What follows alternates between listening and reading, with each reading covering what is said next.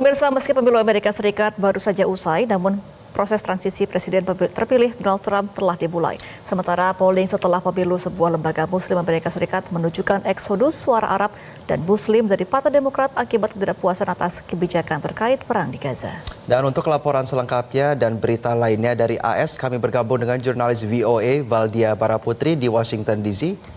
Valdia, selamat pagi waktu Indonesia. Seperti apa proses transisi presiden terpilih Trump dan kira-kira seperti apa kebijakannya terkait dengan Gaza di bawah Trump nanti? Ya, selamat petang waktu Washington DC, Jose, Gemma, dan juga pemirsa. Proses transisi dari Presiden terpilih Donald Trump ini telah dimulai dengan dipilihnya Kepala Staf Gedung Putih. Trump menunjuk seorang wanita bernama Susie Wiles yang merupakan mantan manajer kampanye Trump yang mengantarkan Trump pada kemenangan di pemilu 2024 ini.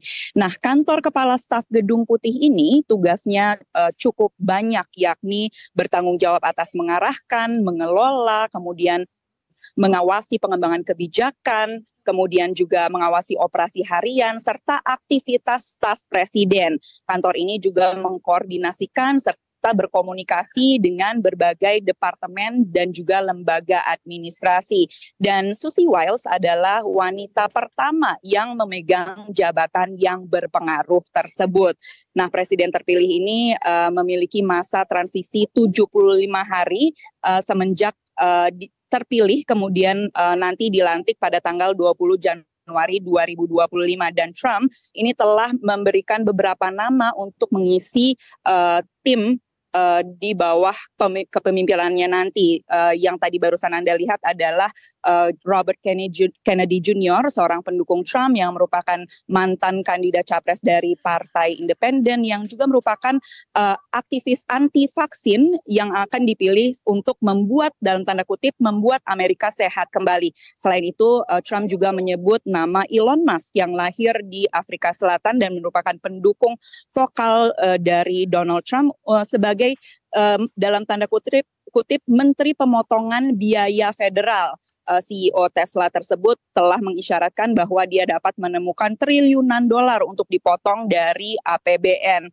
Nah, terkait dengan masa transisi, pada minggu ini Biden juga telah memberikan pidatonya di Gedung Putih dengan menegaskan atau menekankan masa transisi yang damai serta juga menegaskan integritas dari sistem pemilu Amerika Serikat.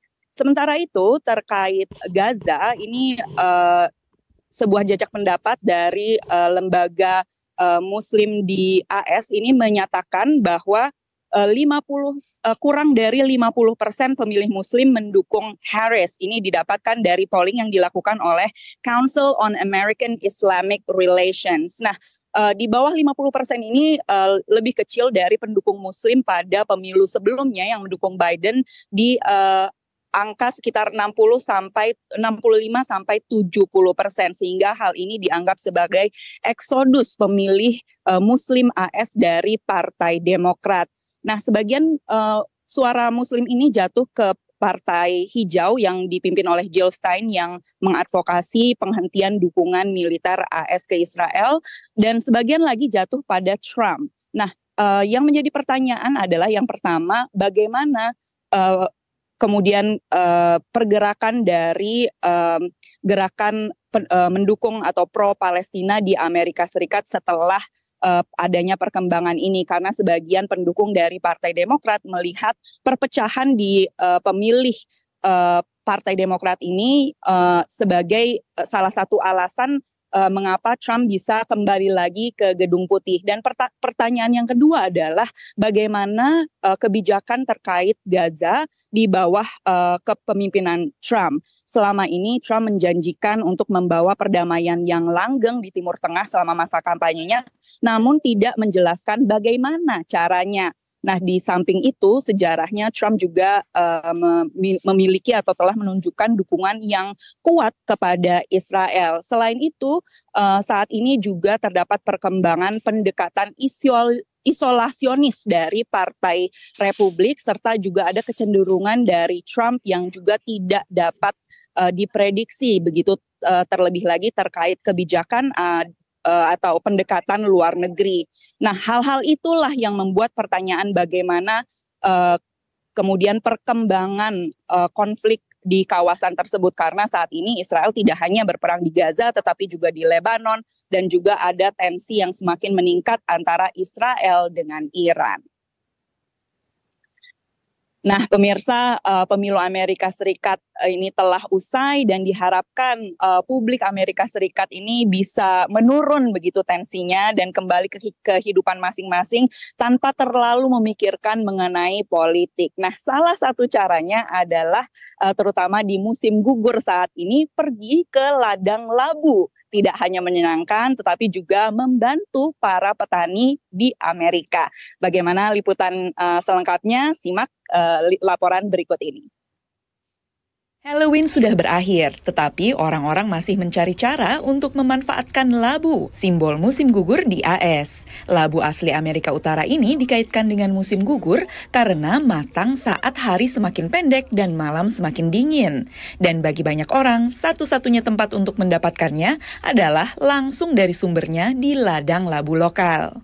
Di Rock Hill Orchard, sebuah perkebunan di Maryland, tepat di luar Washington, pemilik John dan Mary Fendrick mengatakan orang-orang bisa menghabiskan waktu berjam-jam untuk memilih labu yang sempurna. We look for ones that have big stems. So like that one, this, so there's kind of like different shapes. So this would be one style. Musim labu mania tahunan membantu petani tetap menjalankan bisnis. Rata-rata labu supermarket harganya antara 5 dan 7 dolar atau 75 sampai 100 ribuan rupiah.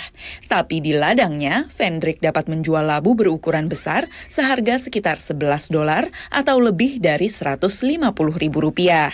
Ada cara lain lagi bagi petani labu untuk menghasilkan uang.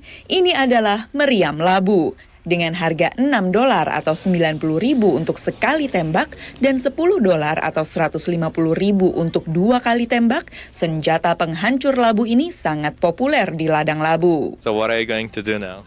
I'm gonna shoot the pumpkin cannon. Are you excited about it? Yes. Kami tentu mencobanya juga.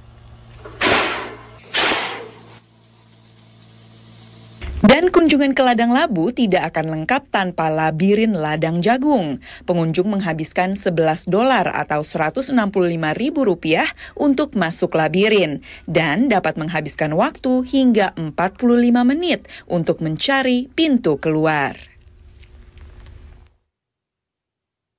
Nah, pemirsa, labu-labu yang didapatkan atau dibeli dari ladang labu ini nanti dibawa ke rumah bisa dimasak, dipanggang, atau dijadikan aksesori musim gugur sebelum masuk ke musim dingin di bulan Desember. Kembali ke studio di Jakarta. Baik, terima kasih atas informasi Anda, Valdia Baraputri, langsung dari Washington DC, Amerika Serikat. Selamat kembali bertugas, Valdia.